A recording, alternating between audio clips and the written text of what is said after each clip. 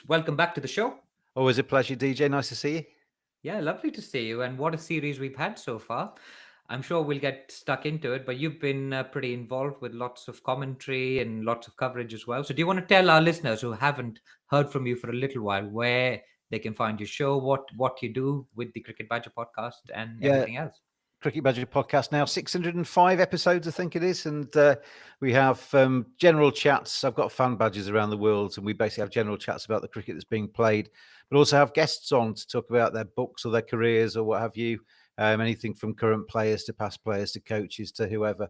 So, yeah, enjoy doing it. Enjoy keeping kind of involved with cricket that way. As you say, also do a bit of commentary as well. But at cricket_badger on X, as it's now called. That's the best way of finding me. Yes, absolutely. And James, tell us firstly. I know you're a big Rohit Sharma fan. Um, Yeah. Tell us how you felt about Rohit and Kohli not playing this Test series from an England perspective.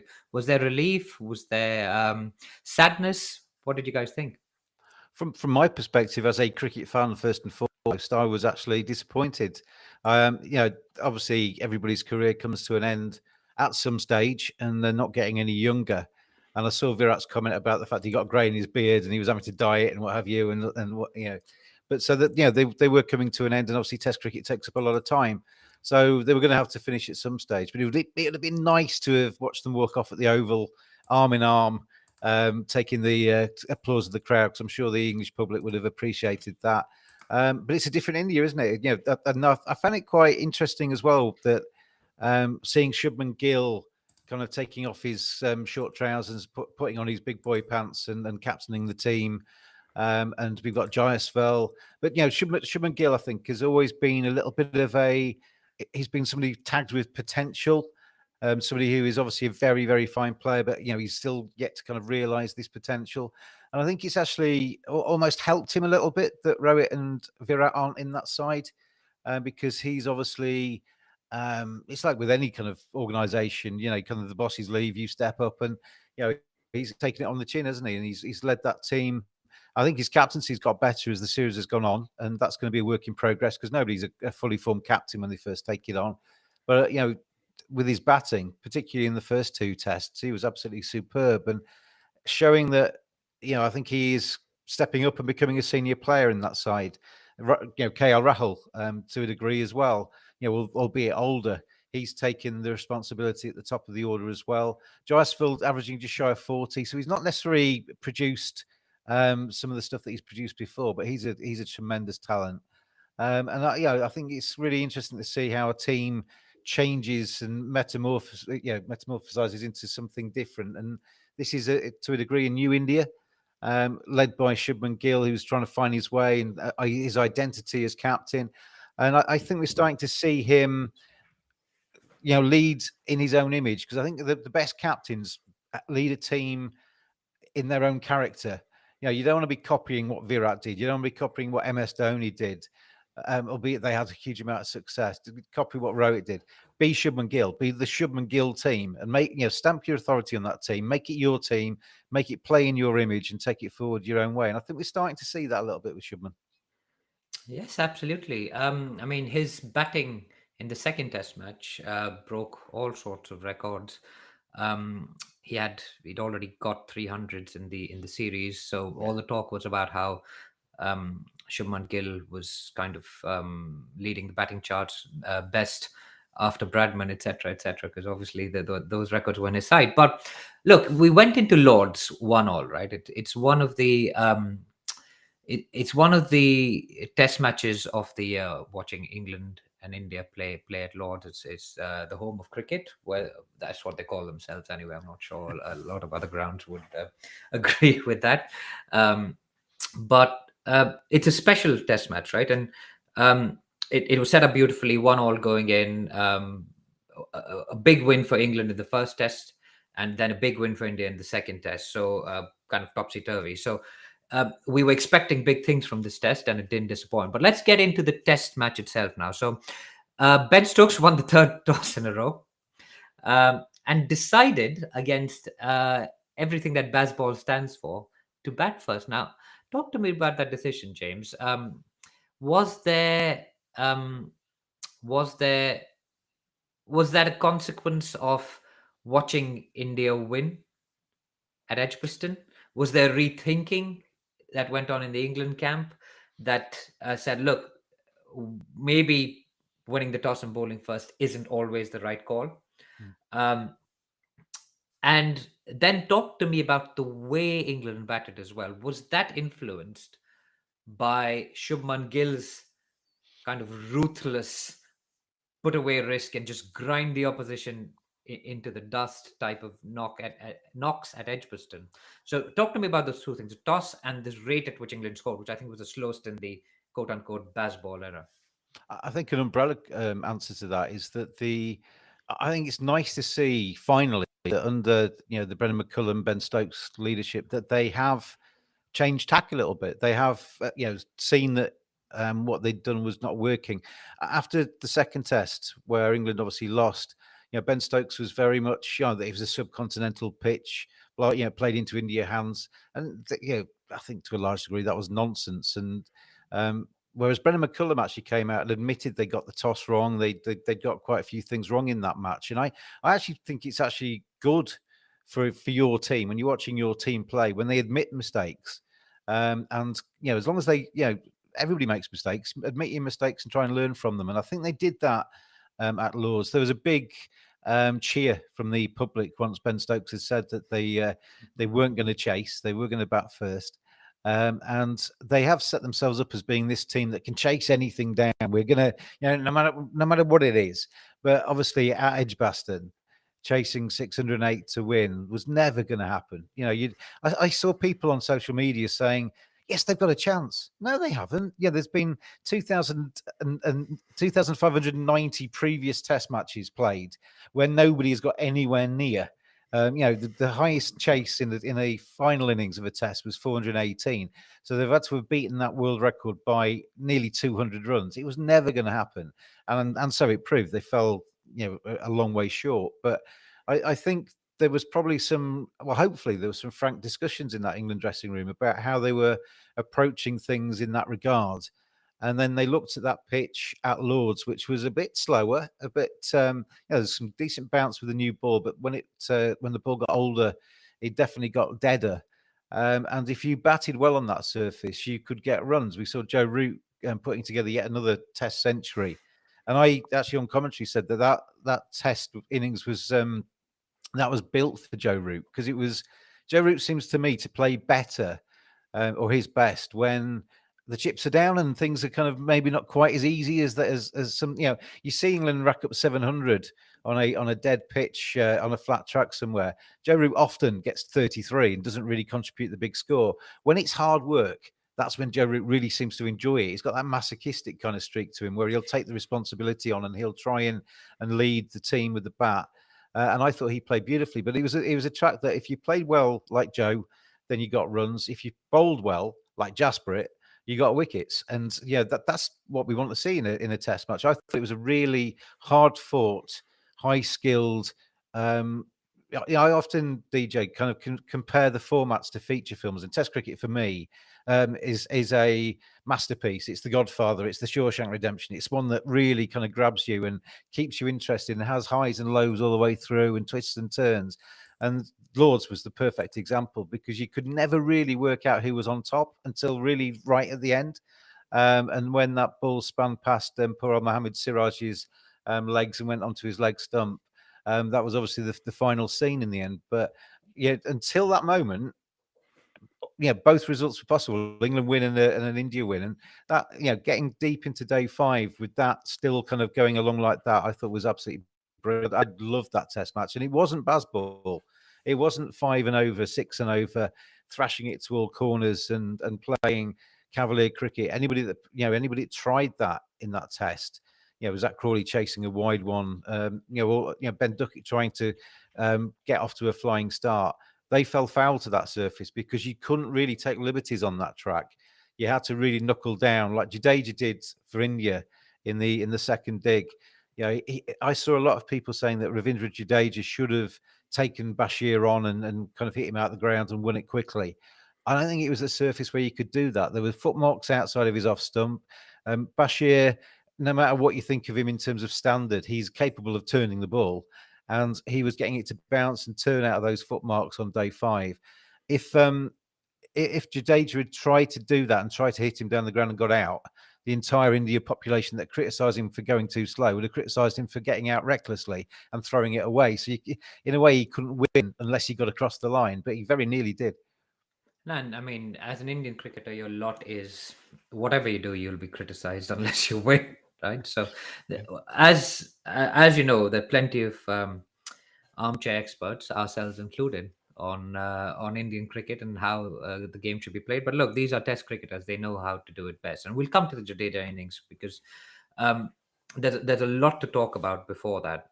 Um, India, why can't they catch? Now, when you look back at this game, there are two things that stand out for me. Of course, the punt run out, which we'll come to, which is kind of Joe Root, who went to bed at 99, was okay with that. But KL Rahul couldn't wait to get to Yeah. 100 before lunch, which I found very interesting. But before that, what happened was uh, Ollie Pope was dropped first ball of Nitish, who the surprise package took those wickets to start. Zach Crawley and and the other wicket as well, which I think was Ben Duckett, which was a rubbish ball down the leg side. But then Ollie Pope comes in, first ball drives at one, Shubman drops it. Hard chance, but could have been taken at this It's a level. very tough chance, that wasn't it? It's a tough chance, but then the one that actually hurt India, I think, more was the Jamie Smith drop. Yeah. And He wasn't quite sure to put fingers up or fingers down, and ended up getting mixed up altogether, didn't he? yeah, and KL is a good slip fielder, and so is actually Jaiswal's a good slip fielder as well, and he dropped a lot. He took a Mm. lot in the gully in the Australia series. I know you were watching it, but they're both good fielders. So why aren't they able to take these catches? Is it because the ball's swerving in English conditions? Or is it just? I think in Ian Chappell um, article said that they take catches off the face of the bat instead of off the edge of the bat, which is quite different. Mm. So why is India still dropping so many catches? I mean, they make a big difference. It annoyed me actually after the first test, because a lot of Indian fans I saw saying, "Well, if they'd taken their catches, if they'd done this, if they'd done that, they would have won." Well, you can say that about any team, can't you? You know, Yep. if England had scored 300 more in the first innings at Edgbaston, it might have been a different match. They didn't, and sometimes I think catches are singled out because they're seen as being pivotal, and they are. In terms of either taking it or dropping it, but in the same way that a wicket is pivotal, in the same way that somebody taking a wicket is pivotal. They're all moments. All three disciplines make a difference to a test. I don't know why they're dropping them. And as you say, I've seen a lot of very good catches taken by Indian fielders. So it's not like it's a trend, a long-term trend. It seems to be something that has come. I don't know. Sometimes I've heard overseas players say that the sight lines in English grounds with crowds with different coloured clothing on in the behind makes sometimes it hard to see at certain grounds. I don't. I think Edgbaston might be in that category. I don't know if that's an But they excuse. caught brilliantly at Edgbaston. Mm. They took Oh yeah, everything. yeah. They dropped So catches at Leeds. so Lots I of don't know. catches I at think Leeds. sometimes though it can become a bit mental, can't it? If you've dropped a couple, then you are maybe going with harder hands at the next one and that kind of thing. So whereas Mm. we all know when whatever level we've played, when you go with hard hands, it bounces off your palms. When you go Yeah. with soft hands and allow it to kind of sink into you, Yeah. that's when you catch it, and that's when you don't feel any pain because it's gone in really cleanly. But catches make a big difference, and all those ifs that the Indian fans were talking about were true because if India had, I mean, I saw what Ravi Shastri said about, if India had taken all the chances in this series and they would have actually been 3-0 up. And again, if But England had, that's if England had played better, they would have been 3-0 up. So yeah. it's kind of you can't really say that. It kind of the scorebook doesn't lie, does it? It's the series is 2-1. But I know what he's kind of suggesting, that if they'd been a little bit more ruthless at times, they might have come out with another test win, and the series would have looked a little bit different. But I've been looking forward to this series for ages, because I think this is a period in English cricket which is going to be quite reflective of the Bazball era. India at home is a very much more a 50-50 series than obviously India away for England. You stick England on some turning tracks in Ahmedabad or something, then they've got no idea. But in England's own conditions, I think it levels the playing field, and I don't think there's a lot between these two sides. And so it's a series to really look forward to, and it's not disappointed yet.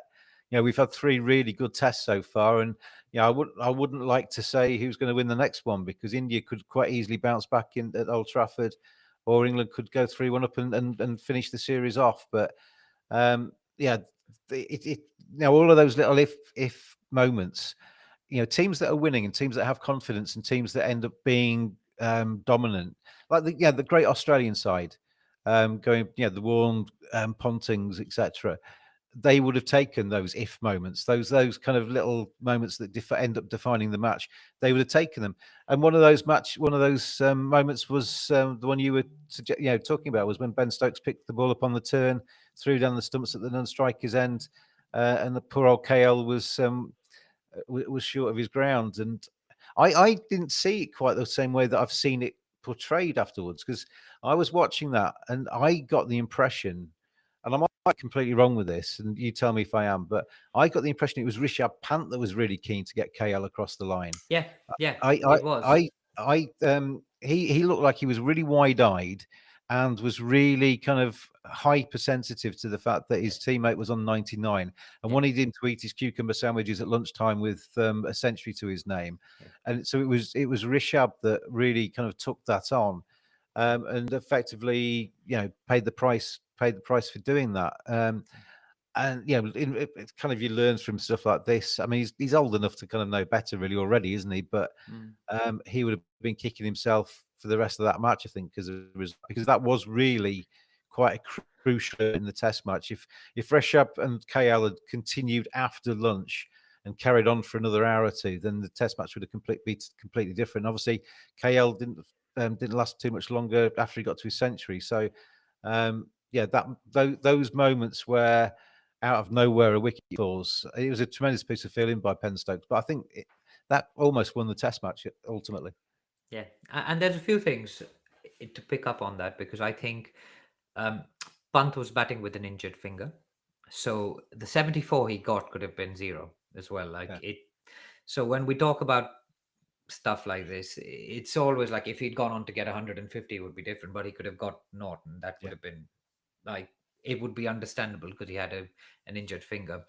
I think what happened with the KL, Sorry, just to jump in, I yeah, did see people questioning whether he was injured, and whether he was just looking for an easy life through the Test match, and India wanted to get Jirel, the reserve keeper, on, who'd got better hands in. But every time he played an aggressive shot, his hand came off the bat. yeah, He wasn't like he yeah, was faking yeah. that. I was just, yeah, Also, I mean, Jarell, and when you look at the scorecard, there were a lot of buys, and there's fewer buys when Pant plays, because mm, Pant's come here three times. And if you go back to his first Test match at Nottingham in 2018, and you go back and you go through the scorecards till now, you see that he's worked out how to keep in yeah. English conditions, because he lets fewer buys through now. I, I, And I it would Jarell have, really struggled in the second inning. I think there was 32 extras in it the would have second been inning. interesting to see how Rishabh got on in that second innings, because Yeah, I totally agree with you. I think he's an underestimated keeper. He's not the most aesthetically. He's not Ben Folkes, but he's functional and he knows what he's doing, yeah, and he's successful. But second dig on a pitch which is maybe keeping low at times and then shooting through high at times, on with the slope at Lords, it's a notoriously hard place to keep. yeah, So whether Rishabh Pant would have been any better or worse than Jirel, I think it would have been a very interesting kind of yeah, experiment if he yeah. could kind of go back and stick Rishabh in there and see how he'd got on. I think it. I don't think he'd have done any worse, any better. I think it'd probably been roughly the same. Yeah. And before we get to a kind of KL's 100 and stuff, let's not forget the Bumrah Pfeiffer came back after resting for a test match most people thought he should have played. Picked up five of Lords for the first time. I think went past Kapil Dev for the maximum number of 5 wicket hauls outside India. Just absolutely incredible. Kept hitting those stumps, Mm. was unplayable at times. Um, and I mean, talk to me about Bumrah and his Pfeiffer, because in a loss, obviously it goes well. It goes. There's less notice of it, but he just turns up, and every match he plays, he picks up 5 wickets. I mean, you say that because basically most of his performances in recent times have been in a loss, haven't they? Because when there's these weird and wonderful stats about when Bumrah plays, India don't do as well as when Bumrah doesn't play, which is astonishing, really. But I don't know what the reason for that is. Whether I did see, I've got a little WhatsApp group, and we were talking about that one day, and somebody said, well, maybe they rest him for the matches they don't think he's going to be as useful or whatever. But yeah, he to me is by far the best bowler in the world. Um, and you would think he would make a very positive difference to the team that he's playing for. But I don't know whether it's because Siraj and co, when he's not playing, like we were saying about Shubman Gill stepping up in the absence of Virat and Rohit, and whether they step up in the absence of Jasprit Bumrah, and maybe just take a little bit more responsibility and just subconsciously bowl better. I don't know what the reason is, but I said the other day, DJ, that I've always said that in my lifetime, Malcolm Marshall was the best bowler that I'd ever seen, best fast bowler I'd ever seen. I think I am revising that now. I think Jasprit Bumrah is, because with Jasprit, there is never a bad ball. Well, very rarely a bad ball. He does slip a few down the leg side every now and again. Everybody does. But you kind of watch him running in, and no matter whether he's bowling to Joe Root, the best bat in the world right now, or whether he's bowling to England's number 11, you feel there's a wicket coming every single time he bowls. And I don't think I've ever seen that with a bowler. Not consistently. You obviously get test matches where the ball's on top and the bowler's running in, and you're thinking, oh, they're going to, well, we saw the West Indies the other day. They're going to be bowled out for 28 or whatever, and every wicket could take a ball. But whatever pitch you put Jasprit Bumrah on, it could be a flat track. It could be an absolute bowler's paradise. But he always looks like he's got something that he's going to do that's going to unsettle the bat and get a wicket.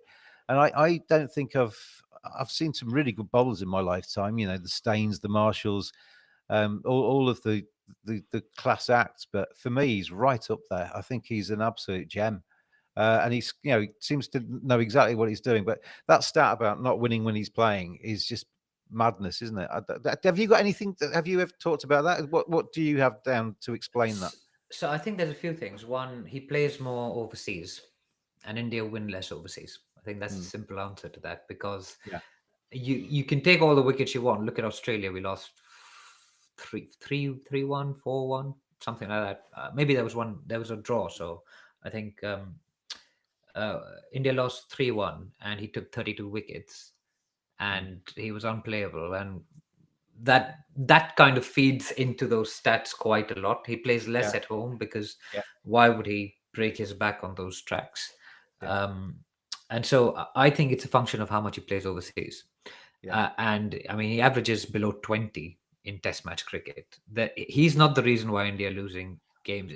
It's the support bowling which hasn't been up to the mark, including at Leeds, and it's the batting that hasn't scored the runs. And Mm, I don't know whether how much of the pitches that have been rolled out for this series have been influenced by um, the ability of Bumrah to turn a game on his own. Because England, and we should come to Archer, other than Archer, haven't got anyone who could do that or run through a side with sheer pace and kind of um, that aura doesn't exist around any of the other bowlers. mm. I mean, you've got a couple of bowlers in England's setup that could do it. Mark Wood, obviously, he's not playing at the moment. Mm. Good to see him back playing. I don't think he's too far away, but Jofra is somebody that could bowl at 93, 94 and really unsettle anybody. And it was great to see him back, because I was concerned about England's lineup at Lords, because I looked down at the bowling attack. Ben Stokes, obviously notoriously injury prone. Chris Wokes, who I think is very much on the outwards, kind of downward spiral as an England player. Lovely bloke, and has been an incredible player for England down the years. But I think the time is coming for Chris Wokes. You looked at Bryden Carse, who limped through much of Edgbaston, and then you got Sherry Bashir, who I think is not quite Test standard just yet. And Jofra coming back into the side, who has obviously not played for 4 years, and because of injury. And the last thing you wanted to do with Jofra was to bowl him into the ground and get a reoccurrence of what any injury, regardless of what it was. But he came through with flying colours. I thought he was fantastic, and maybe got his lengths a bit too full in the second dig, but good to see Jofra back. Really good, because he is somebody who can do some real damage for England moving forward. But Yeah, and talk me through that first over back, that reaction from Jofra Archer. Did that show you how much Test cricket meant to him? I think I was just everybody was retweeting the um, Jonathan Agnew thing with Ben Stokes, because Jonathan Agnew 4 years ago had basically bet Ben Stokes that Jofra would never play Test cricket again. I actually think that's quite a strange bet to have, that somebody's going to be too injured to play. I don't like that as a bet myself, but anyway. But obviously, he's gone through a lot in that 4 year period. I saw an interview he did with the ECB where he was kind of just lolling around on the outfield after the match and saying, how much how long it had been, and how the ECB had really worked well with him to kind of getting back in increments and kind of continually assessing his progress. And Test cricket was the final kind of return. And to see him come through all 5 days and looking with, at the end of it, having a big smile on his face, as obviously as a winning team, but having got through unscathed.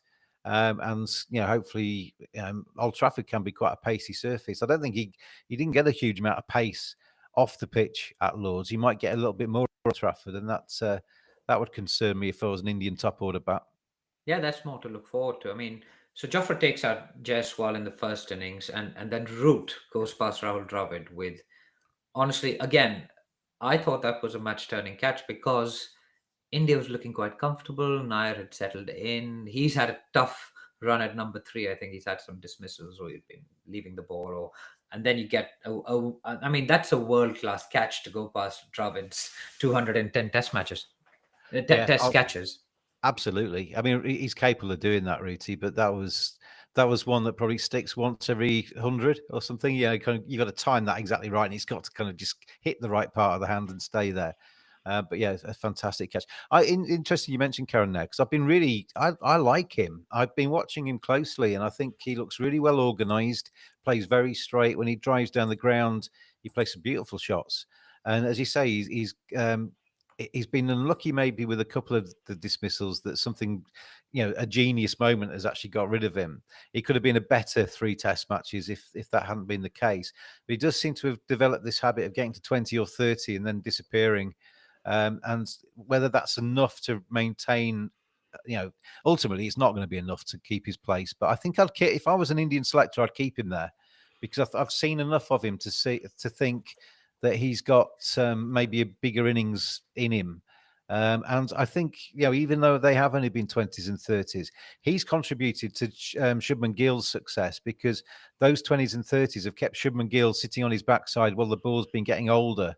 If he'd got out for naught first ball, then Shubman would have been in there a lot sooner and maybe not been quite as able to score 600 plus runs in this series. So, it's a small win, but I think Karanera has contributed to success further down by getting the ball older, and I think there's enough there to just persevere with myself. Yeah, and then Shubman failed in this test. A plan from England to bring the keeper up, hang it outside off stump, and get him to edge one. Great catch by Jamie Smith as well, but uh, not not the way we thought Shubman might go. I think the second innings dismissal is probably closer to what would have been planned for. Bring the ball in and try and trap him in front with a bit of movement. I thought the second innings dismissal, I thought that second innings from Shubman was a little bit. He looked a bit frantic and nervous.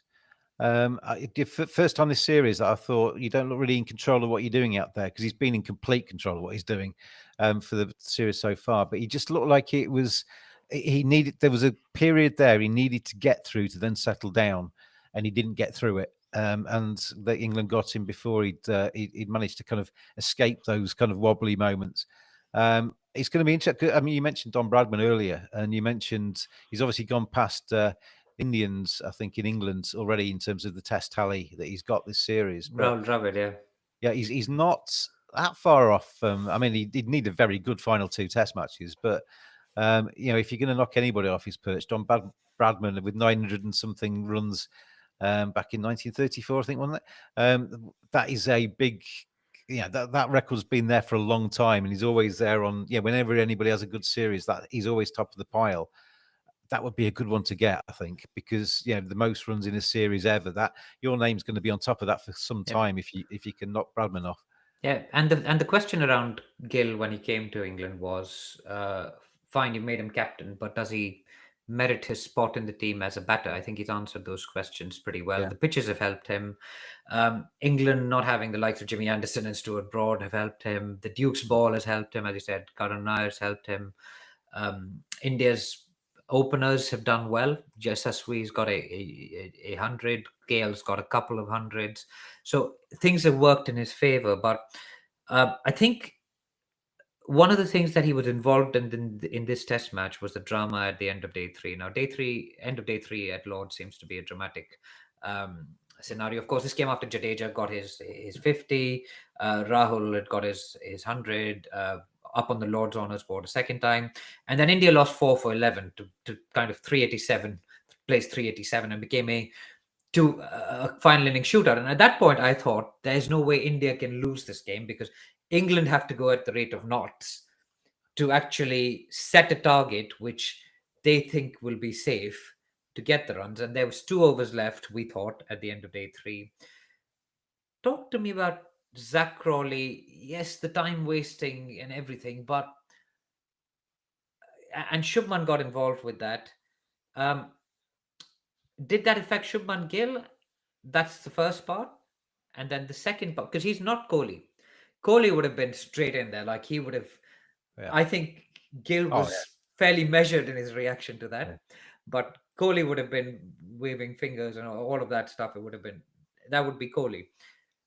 And then the second part of the question is, does Zach Crawley deserve his spot in this team? Because I think he's actually the worst batter that we've seen for quite a long time to come out of But England to open the batting. can I start with the Zach Crawley one, and then you, after I've had this rant, you can remind me of the first part of the question, because no is the answer to Zach Crawley. Zach Crawley has been a work in progress.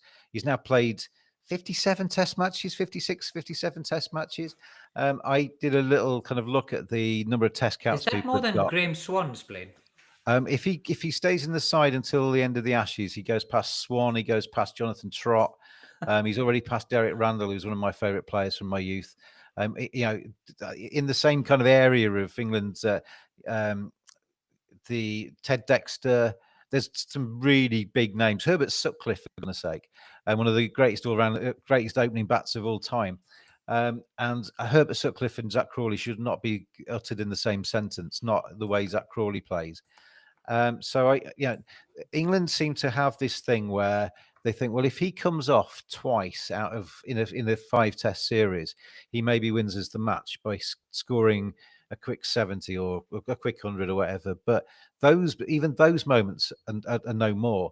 And if you actually go through Zach Crawley's career, I think when he gets up against a very good, India and Australia, basically, then they find him out because he's got the first innings at Lords, I think, was one of the worst innings I've ever seen by a Test opener because he didn't know what he was doing. He defended the ball, then he thought, well, I can't defend. There might be a ball with my name on it. So he then danced down and tried to hit over the top and missed it. And was lucky not to get bowled. He wrapped on his fingers, chasing wide ones. No shot was the same. And I know they'll talk about trying to unsettle the bowler and all the rest of it, but he was unsettling himself, not the bowler. And he just all over the place. And I thought even in the second innings, he showed a bit of bravery. He got wrapped on the knuckles, as soon as they took the opening bowler off and Reddy came on, his eyes went wide, and you could see what was going to happen. He was going to chase one because it was a so-called lesser bowler, and he got himself. So he'd done the hard work and then got himself out as soon as the situation got easier. And if you look at these centuries that he scored for England, predominantly they've been on flat tracks against poorer attacks. And he's averaging 30, which is around about the same that he averages in county cricket. There is no suggestion that there is anything, a higher ceiling than that. That seems to be where he is. And I think it's almost a bit of an insult to anybody that's plying their trade as a county opener with aspirations to be an England batter, because I've seen George Dobell say this, so I'm nicking this line, but if you threw in Tom Haynes from Sussex, or if you gave Adam Lyth, Alex Lees, Dom Sibley an extended run. Dom Sibley's gone away, playing at Surrey now, seems to have kind of learnt from his mistakes and come back a better county player. Alex Lees is getting runs left, right and centre for Durham. Tom Haynes scoring runs for Sussex. There are other candidates out there. Now, there's no proof, there's no guarantee with anybody. You pick somebody, there's never any guarantees. But I think England go back to people they've discarded too little. Because I think I mean, Karen Nair's a good example. He was out for ages, wasn't he, and then got called back in. But I think it gives somebody if they're of the right caliber, and you should only be picking people of the right caliber.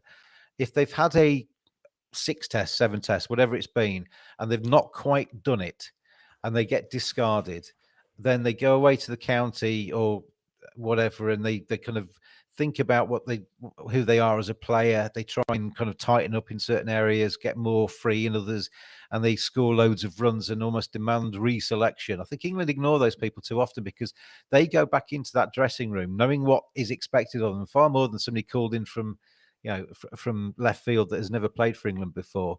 I was asked who I would pick for Old Trafford, and it would have been Alex Lees. Adam Lyth, unfortunately, has probably gone past his sell-by date now in terms of age for England. But Tom Haynes, Dom Sibley's having a tremendous season. Hasib Hamid's stats this season are really good. There are others there knocking on the door. And I think Zach Crawley, somebody on the Wisdom pod said, Zach Crawley should really be thankful that he was picked during this Bazball period. Ben Stokes seems to have, and Brendan McCullum seem to see something in him that very few other people seem to see. So he's getting 56, 57 test caps, whilst if he had been playing in a different era of different coaching and different captaincy, I think they would have probably got a bit fed up with him by now, and he'd have gone back to Kent. There's nothing. Obviously, if you get picked by your country, you want to basically play 200 tests and be the best in the world. Not everybody can do that. And there's no disgrace in being discarded by your country and going back and having a good county career. And maybe if he goes back to Kent and works on his game and scores loads of runs and demands reselection in 2 or 3 years' time, he might come back as a better player. Because there is something there with him. You don't average 13 Test cricket by being a complete numpty. But for me, I think he's already overstayed his welcome. I just don't understand why I do understand why. There's a lot of ego and there is a lot of time that's gone into Zach Crawley. They have picked him. England, for right or wrong, always see the Ashes as being the next thing. Even through this series against a very good Indian side, people are always mentioning the Ashes in the winter, and they've seen Zach Crawley as being the ideal person, a big, tall opening bat to go out to Australia in the winter. They're not going to change their minds now. But I think if he doesn't get runs through the rest of this series and doesn't get runs in Australia, then I think they have to look somewhere else. So that's the Zach Crawley answer. I'm sorry it was too long. Your other question was did Gill. the Zach Crawley chat? Yeah, I think Zach Gill. Zach Crawley did nothing wrong there, really. I think he did. I mean, he kind of stretched it a little bit because I don't think anybody was standing up behind the bowler's arm, and he got hit on the finger, but I don't think it really hurt him. But he was and the only thing he didn't do really was untie and tie his shoelaces, wasn't it? But I think. It obviously got under the skin of Shubman Gill. If the roles had been reversed and it was Jaiswal doing that with Ben Stokes in the field, it would have been exactly the same. No different whatsoever. And the English public would have been moaning rather than laughing about it. So it's just Test cricket. The opener's job is to get through till close. And that's what they were trying to do by hook or by crook, and stretching the time was one of those things at their disposal. Shubman Gill, he said something like he needed to grow a pair of balls, basically, and kind of man up, basically, and face the bowling. And then I saw some jokes on the social saying, well, if he'd had a pair of balls, then Shubman would have asked him to change them in 10 overs time, because the balls have been a bit of an issue through this series, haven't they? But I thought it was actually compelling viewing. I don't like it if it goes too far. I don't think that did go too far. I thought it was really compelling. An end to a third day, which I think actually did then, as you were suggesting, go into day 4. And I think England, there were a few things probably said in both dressing rooms in terms of kind of getting motivation going. And I think both teams came out really sharply on day 4, trying with a point to prove. And it was great cricket, I thought. Yeah.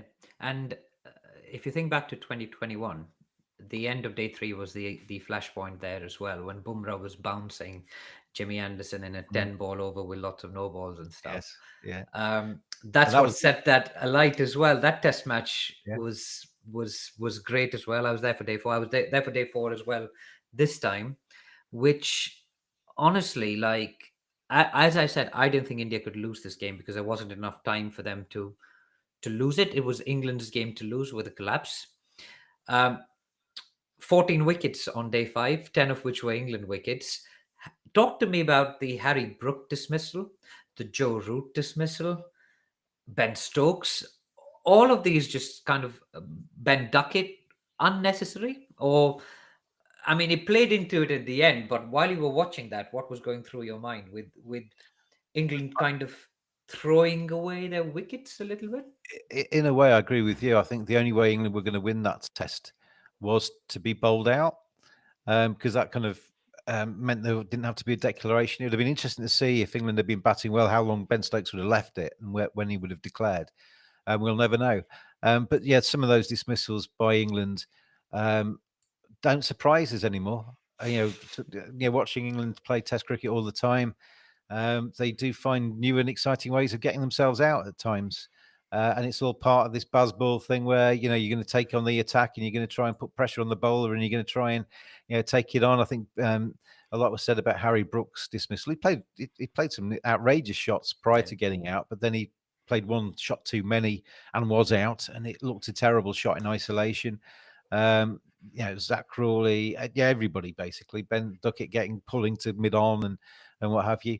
But ultimately, they won the test. So a lot of that's been. I actually said, DJ, that England were 22 runs away from a huge inquest. If England had lost at Lords, then everybody would have been talking about what's wrong with English cricket. There'd have been a lot of things like you've just mentioned. All of these instances of mad dismissals and stuff would have been talked about. They won, and that hides an awful lot. That win hides an awful lot. And I think it's in that respect they were quite fortunate that India did get bowled out. I mean, they obviously bowled them out, but Siraj got a bit unlucky and they didn't get a chance to knock off those 22. I'd have loved it because I mean I'm English, but I love cricket and I like drama and I like to watch the best teams play each other. And I'd have absolutely loved it if that ball hadn't spun onto Siraj's leg stump and it had got down like to 7 to win or something like that. And because there is a change of mindset then, because you get, Jadeja, who'd One been edge, so and that's it. patient. Yeah. For a long time, it looked like he hadn't got a chance and he was just being patient and it was, delaying the inevitable. If they got down to single digits, then all of a sudden Jadeja starts thinking, we've won this. We're going to throw this away now if we get out. Changes things. And it would have been lovely to have seen that play out. But England do find weird and wonderful ways of entertaining us. Yeah, and I mean, I think from an Indian fan's perspective, with 192 on the board, uh, I think Indian fans have watched Indian cricket long enough to know that we don't chase test runs well in the fourth innings. I can't remember a single match outside of India that we've chased over 150. I just can't. Edgbaston years ago, 2018, 2019. Kohli batting overnight, lost that. Cape Town, lost that. Yeah, I thought it was. I thought. Well, I think I said that if England could get 200 lead, I think that would be enough. Because that surface wasn't perfect for batting on. Some were keeping low, some were bouncing through, Yeah. and you take 2 or 3 early wickets, and all of a sudden you're on top. And yeah, but then when India's 41 for one, Jaiswal goes early again, and I have no issues with the Jaiswal shot, to be honest, because look, his role in that team is to kind of put the pressure back on the other side. He's good enough to do it as well, and when Jaiswal's someone's shot was, bowling 93 miles an hour at you, you're just reacting to what's in front of you. You're not thinking I of thought anything. his dismissal was very similar to Ben Duckett's. They were both trying to take the ball on. It was a shorter delivery, and they didn't quite execute the shot. They were very kind of similar kind of motives behind the shot they were playing. They were trying to take the ball on and take the bowler on. And if he'd come off for 25 minutes, you're 50 for no loss, like you were in the second test match, and that's a different chase altogether, right? So Jaiswal goes. The Nair dismissal again. It's just I think he's got a lot going on in his head. Yeah. To leave that ball, which was basically a straight ball, again, he's pretty much walked off. Then Gill comes in. We talked about his dismissal. He was reprieved once with the review system. Awful decision by Paul Rife. Honestly, it's missed it by about that much. And then great ball by Cars gets in. And then Stokes, he's turned the game in the first innings with what was an outstanding. We're all talking about Pant, but Ben Stokes, not done well with the bat so far, bowled himself into the ground in one of the earlier test matches, picks one up, turns around, hits the stumps on the turn, to changes that game. He then takes the night watcher out, last ball of day 4, and then it looked like in the first test where he thought he made a mistake with the toss. He took it upon himself on the 14th of July. Oh, sorry, it was the 14th of July, wasn't it? To win that test match for England almost by himself. Bowled 24 overs in that Yeah. final innings. Archer fired up, giving Punt the send off after getting him knocking his off stump out. Giving I think he gave Washington, who'd had a bit of chat the night before with the press, a bit of a send off, saying India will win after lunch. Yeah. Um, Washington just declared to the world that England had it in the back pocket. India had it in the back pocket, didn't they? And yeah, then got out for naught. If you're going to make a big statement, you've got to back it up with your performance, really. And he didn't. Yeah, I wonder whether it was tongue in cheek and it just didn't come across. But it was, I mean, great to see that from Archer. Lots of passion. And then 82 for 7. Sorry, he said it more than once, DJ. He followed it up with a sentence afterwards and another sentence, and he did it all deadpan. He meant it. He was just trying to be really ultra positive. It was, but it didn't. And it looks great if you win, but it didn't Yeah, look great when you lose. no, it doesn't. But 82 for 7, and Nitish comes in, and there's a bit of a partnership. The ball starts to go soft. The runs start to come a little bit. And then just before the break, again, India seem to lose a wicket 10 minutes before the break every single time. Like Yeah. it's like someone's made a commitment that we cannot go through a session without losing a wicket. It's happened multiple times. Nitish nicks what is pretty straightforward delivery by the looks of it. Didn't really move. Nicks it, and that's it. And India 130 for 8. Jadeja's got Bumrah and Siraj were basically bunnies for company. And then his knock after that, he gets his second 50, doesn't celebrate it with the sword celebration because he knew there's a job to be done. Jadeja's knock, I know you said that people think he could have been more positive, but the ball was soft. The field was spread. He had no one to score runs from the other end. Yeah. Was he left with no choice in the end but to play it one run at a time for like 80 odd that he needed to get? I was commentating on that final day, and I said that he was doing pretty much exactly the right thing. Because as you said, the field is spread. It's not a huge outfield, so it's not one you can tip it and get to very easily. There's not many places you can Plus, get. Bumrah and Siraj aren't quick. Like if he's No, batting with a no. Dhoni or a Kohli, like Yeah. he could have tipped it and gone. But like, I mean, the Mm. field wouldn't have been back. That's So probably different. so But it was they're not quick basically enough to get back for 2. it was one of those where he just had to. I mean, I didn't like. I never like watching England when the tail are in that sort of situation. I think they keep the field back too long because Jadeja's wicket is just as important as Bumrah and Siraj's wicket, probably more important. If you can get them out, I would like to see them keep a few more catches in there and try and get him out as well, whilst also protecting the boundary. But I think he played it really, really well, and he played it selflessly, and he played it patiently. He played it cleverly at times, and then every now and again there was 4 byes or something went their way, and so I think he did it really well. And as I say, if it hadn't been for that Bashir ball just bouncing back off, I mean, Siraj hit that about as much out the middle of the bat as you could possibly hit a ball, and it basically had a bit of spin on it. It bounced down, went through his legs or around the back of his legs and hit leg stump. It was a freak dismissal. That he was so unfortunate there, Mohammed Siraj. And you never know if that had just gone past his leg stump and they'd have kept going. You never know.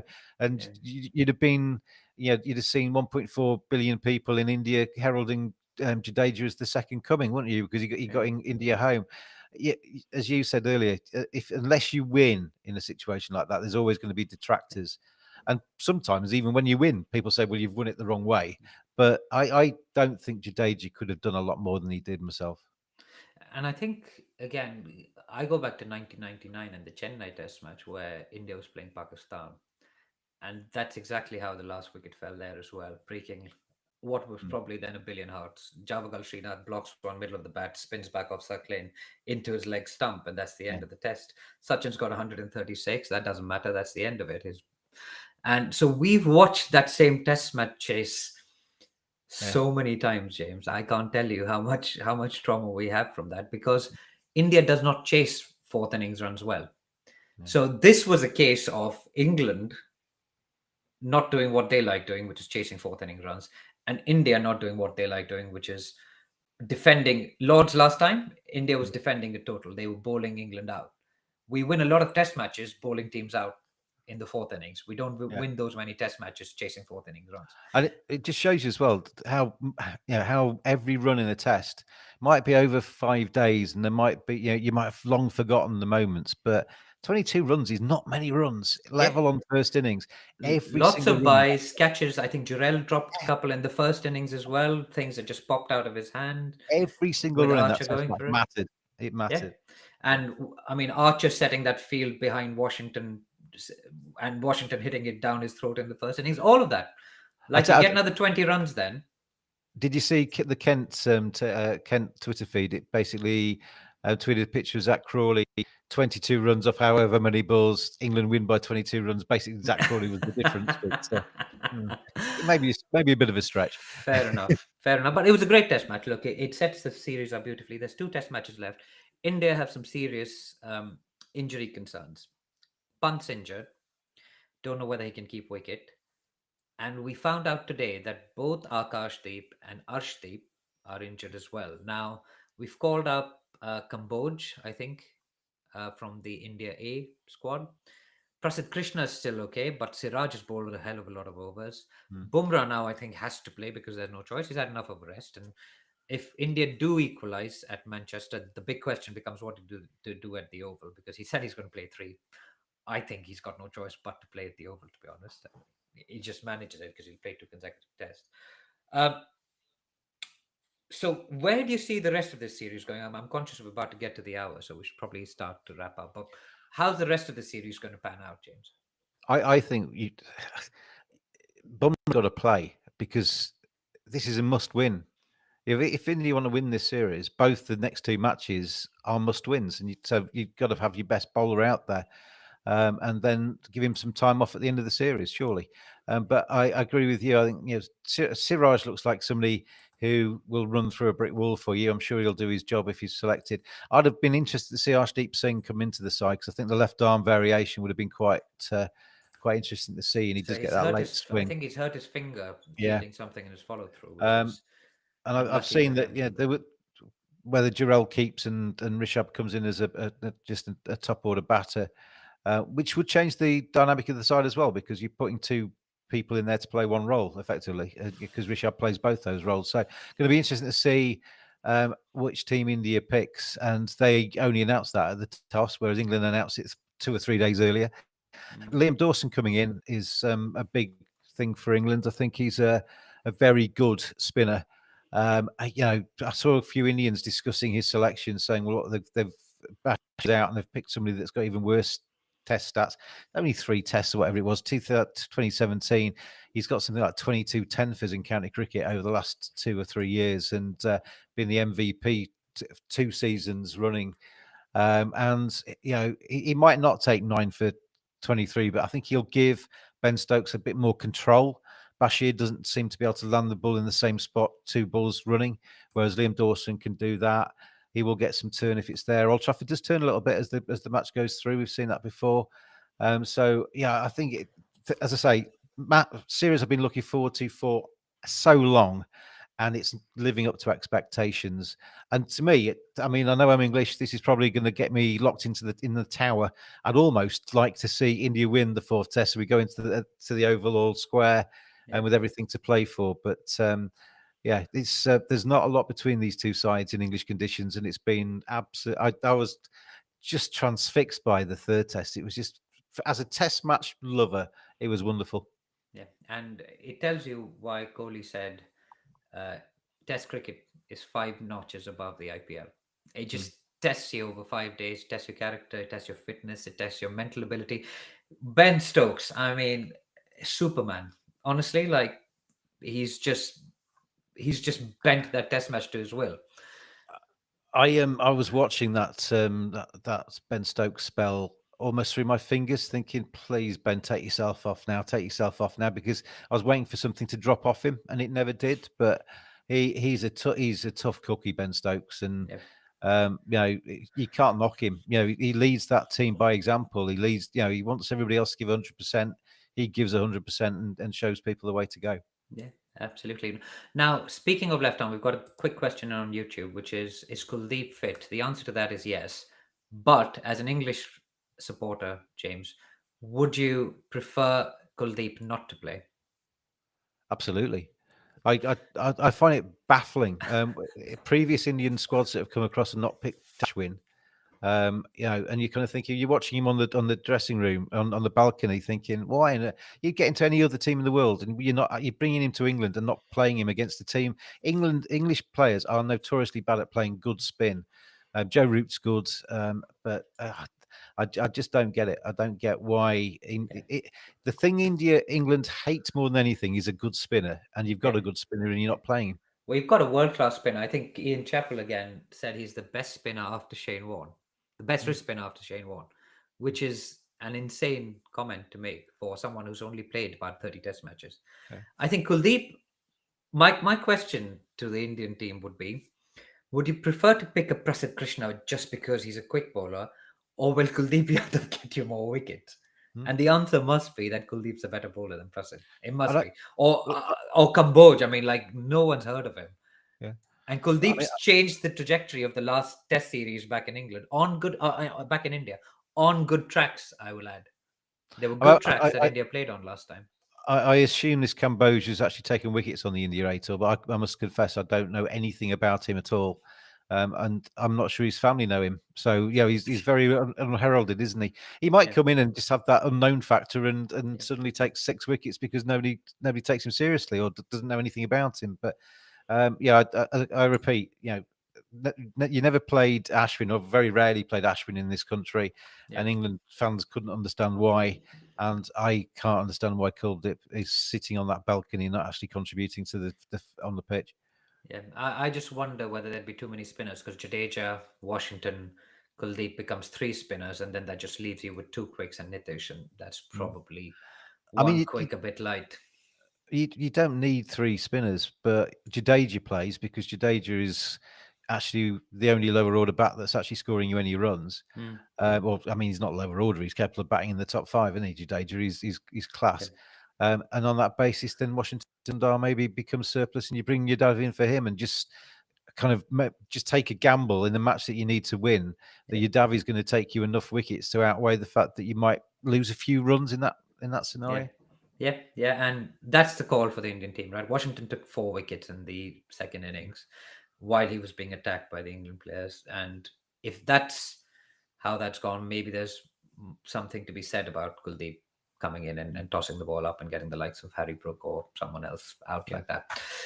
James, it has been an absolute pleasure to cover the Lord's Test match. It's been a little while since it ended, so I must say I'm more sanguine about it all because it was an exciting Test match, heartbreaking again for Indian fans. But it's lovely to collaborate with you again, and thank you for the time that you've taken to speak to the Edges and Sledges Cricket podcast.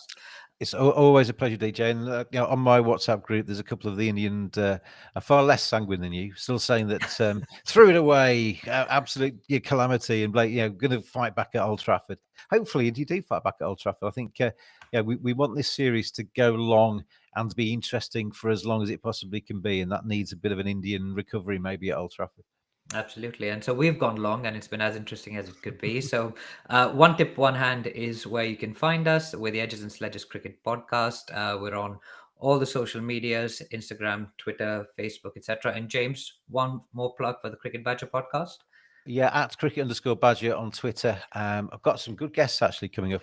Sometimes with me, DJ, I don't do a podcast for 2 or 3 weeks, and then I do a load very quickly together. I'm gonna have to record a few this week. I think I've got about 3 or 4 lined up, so I'm gonna have to spread them out a little bit. But some very good guests on coming up soon. So tune in, follow, subscribe, and all the rest of it to the Cricket Badger podcast, as well as the Edges and Sledges one. Excellent. Like and subscribe, guys. We'll see you next week. Thanks a lot.